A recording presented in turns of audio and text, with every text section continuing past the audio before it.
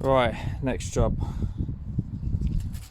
Every time you press the clutch down and try and put it in gear, it doesn't do anything.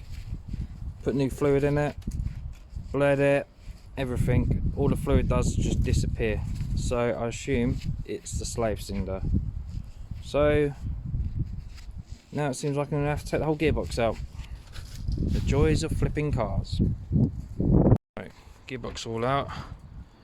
But as usual, I never get any good luck. Check out this flywheel. Totally, utterly buggered. I can actually pull it in and out.